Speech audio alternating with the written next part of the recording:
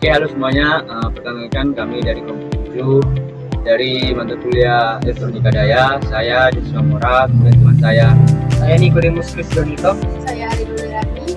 Nah, di sini kami akan menampilkan bentuk gelombang arus input 3 fasa dan 1 fasa.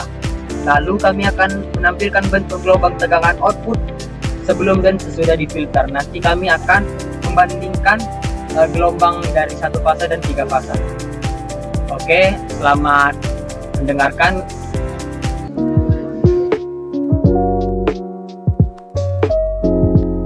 Oke, selamat malam semuanya, dan di sini kami akan menjelaskan gelombang 3 fasa dan 1 fasa dalam percobaan simulasi di MATLAB. Nah, di sini pertama saya akan menjelaskan sedikit tentang fungsi dari codingan ini. Di sini saya ada membuat F sama dengan 50. Nah, ini berfungsi itu sebagai frekuensi. Dia dihitung dalam Hertz. Lalu ada W sama dengan 2 kali P kali F. Nah, ini untuk menghitung kecepatan sudut. Dia dihitung dalam kecepatan radian per second. Lalu ada VLL. RMS itu adalah tegangan line to line RMS atau dalam bentuk volt. Nah, lalu ada VM sama dengan VLL RMS. Nah, ini itu adalah untuk menghitung tegangan puncak fasa dalam volt. Lalu di sini kami juga ada membuat tahan atau beban sebesar 50 ohm. Nah, di sini juga kami ada membuat VDC sama dengan 3 kali per pi. Nah, itu fungsinya itu adalah untuk menghitung tegangan output dari rata-rata menggunakan rumus yang seperti diminta dalam tugas. Lalu ada IDC. IDC ini fungsinya untuk menghitung arus berdasarkan hukum Ohm atau I sama dengan V per R. Lalu ada F ripple. Nah, F ripple ini fungsinya untuk menghitung frekuensi riak. Karena ini penyarah gelombang penuh 3 fasa, nanti akan menghasilkan 6 bukit per siklus. Maka frekuensinya riaknya nanti adalah 6 kali. Frekuensi inputnya ini sendiri adalah nilainya 6 kali 50 Hz atau sama dengan 300 Hz. Lalu di sini ada fprintf. Nah, ini fungsinya untuk menampilkan atau mencetak huruf dan angka pada layar nanti. Lalu di sini ada T sama dengan 0,0.20,001. Ini fungsinya untuk waktu simulasi untuk 2 siklus. Nah, dia itu untuk membuat rentang waktu dari 0 detik hingga 0,04 detik dengan jarak antar titik sebesar 0,0001 detik. Itu sangat rapat supaya grafiknya nanti hasilnya mulus. Nah, kenapa 0,04 detik? Karena siklus frekuensi 50 Hz ini butuh waktu 0,02 detik, atau dengan rumusnya T sama dengan 1 per F. Jadi waktu 0,04 detik itu akan menampilkan pas 2 gelombang penuh di layar. Nah, kemudian di sini ada VA sama dengan VM. Ini fungsinya untuk memulai dari titik 0 derajat. Nah, lalu VB sama dengan VM kali sin. Nah, ini fungsinya itu juga untuk ini sebagai 120 derajat dalam bentuk radian. Karena artinya itu fasa B-nya tertinggal 120 derajat dari fasa A. Lalu ada VC. Nah, VC ini fungsinya itu dia ditambah 2 kali pi per 3.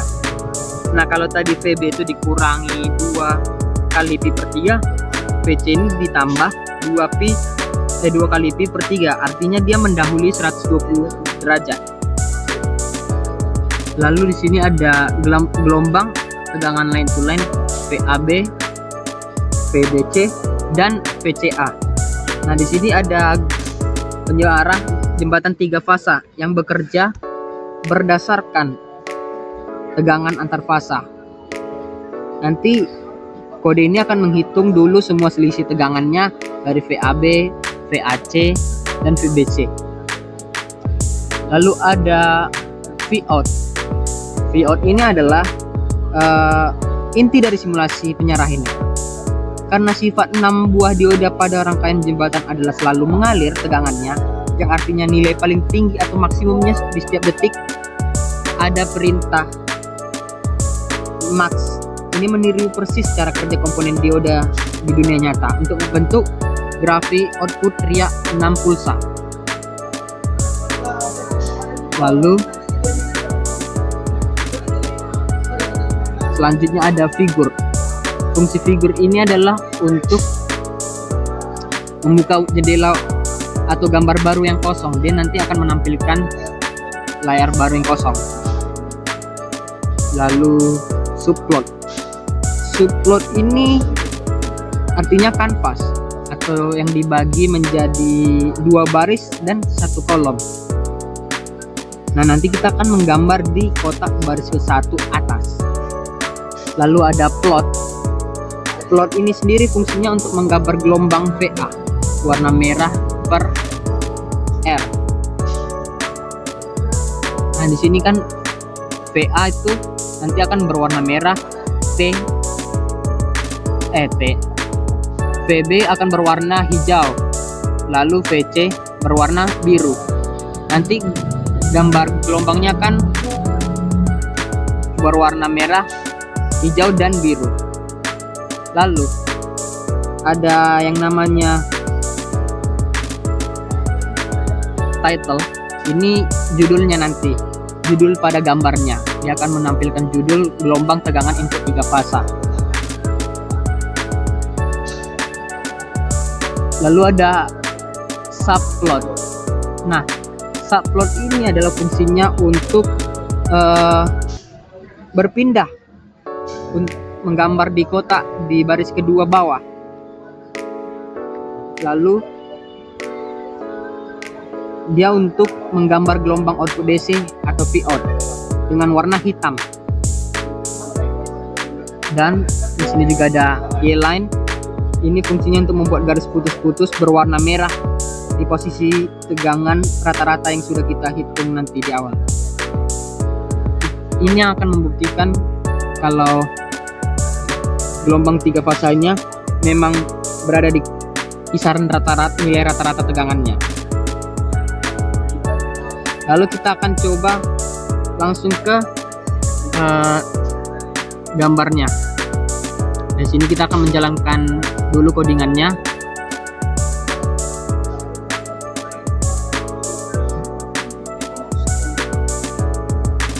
Nah, di sini kita mendapatkan gambar gelombang input 3 fasa dan gelombang tegangan output tanpa filter. Nah, di sini kan ada tegangan puncaknya itu sebesar 310 volt. Nah, lalu tegangan output rata-rata VDC-nya 513,18 volt. Nah, di sini kan ada nih, ini tegangan DC yang bawah ini dan tegangan AC yang di atas. Karena tegangan DC itu kan searah. Lalu dia makanya dibuat garis rata-rata. Yang di bawah 513 ini tuh dia tidak dihitung. Dia hanya hitung yang di atas 513. Karena ini AC itu searah. Lalu arus beban rata-ratanya itu adalah 10,26 ampere. Nah, arus yang menjalani itu tetap 10,26 ampere. Lalu frekuensi riaknya itu adalah sebesar 300 Hz. Nah, frekuensi riaknya itu sebesar 300 Hz karena menggunakan 3 fasa. Harusnya menggunakan 3 fasa dia riaknya sedikit. Nah, lalu kita akan kembali ke tegangan input ini. Nah, di graf ini, gambar atas ini adalah gambar tegangan input 3 fasa, VA, VB, dan VC. Itu yang tadi seperti kita jabarkan. Nah, di situ apa yang terlihat? Ada 3 buah garis gelombang sinus yang biasanya ditandai dengan warna berbeda, warna merah, biru, dan hijau. Lalu dia itu bergerak naik dan turun saling berpotongan secara teratur. Dia graf ini menunjukkan tegangan murni yang datang dari sumber sebelum disearahkan. Nah, ketiga gelombang ini memiliki tinggi amplitudo maksimum yang sama persis, tetapi mereka tidak dimulai dengan waktu berbarengan. Nah, contohnya ini, gelombang merah ini dia dimulai dari 0, lalu gelombang biru itu dimulai dari angka 200 lebih lah, 250. Lalu yang tegangan hijau dimulai dari minus 250.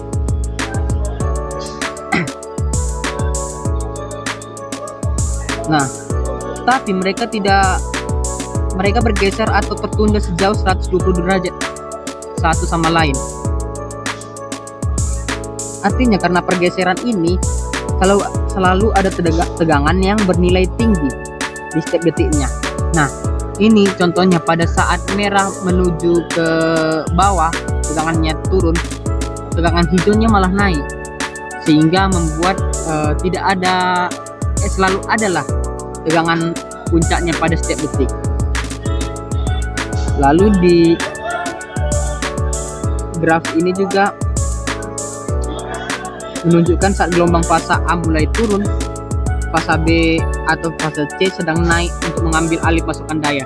Nah, ini dia posisinya bergantian. Misalnya fasa A turun, fasa B naik, baru fasa B turun, fasa C naik, lalu seterusnya seperti itu, dia bergantian. Nah, lalu kita akan ke gelombang tegangan output yang bawah, penyearah tanpa filter. Di sini yang terlihat di sini ada garis bergelombang yang berbentuk seperti bukit-bukit kecil yang saling bersambung. Nah, di sini ada garis lurus mendatar.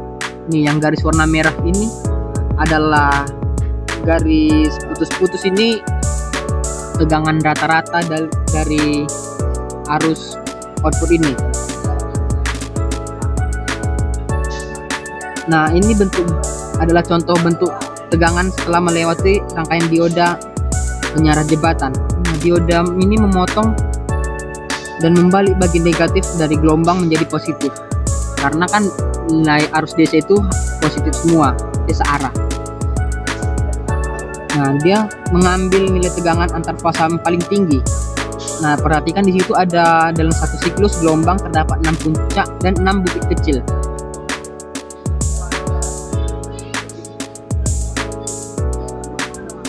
Nah, di sini poin paling krusial ini adalah lembah gelombang ini tidak pernah jatuh hingga menyentuh angka 0.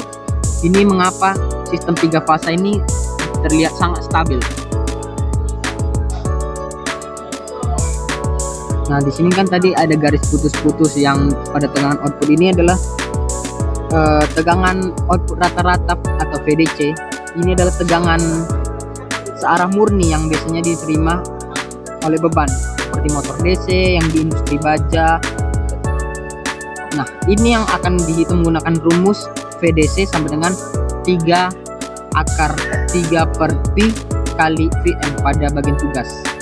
Nah, lalu kita akan menghubungkan ke kasus. Nah, di sini kita bisa menambahkan meskipun tegangan output 3 fasa ini tidak pernah jatuh ke 0, tetapi grafik bawah menunjukkan masih ada sedikit bentuk naik turun di ujung atasnya. Nah, naik turun ini disebut riak atau ripple. Walaupun riaknya sudah lebih kecil dibanding sistem satu fasa, tapi riak ini masih harus dihilangkan dengan memasang filter LC lainnya agar grafiknya jadi lurus sempurna, supaya riaknya itu berada di bawah 2% sehingga motor DC industri tidak cepat panas.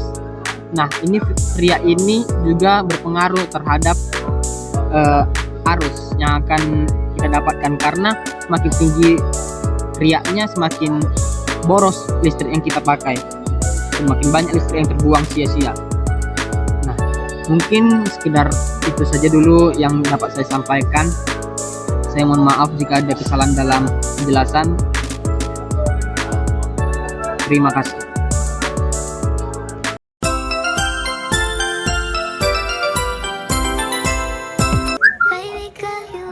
Oke, berikut merupakan penjelasan kami dari tugas mata kuliah kami. Jika ada salah kata, kami mohon maaf dan terima kasih.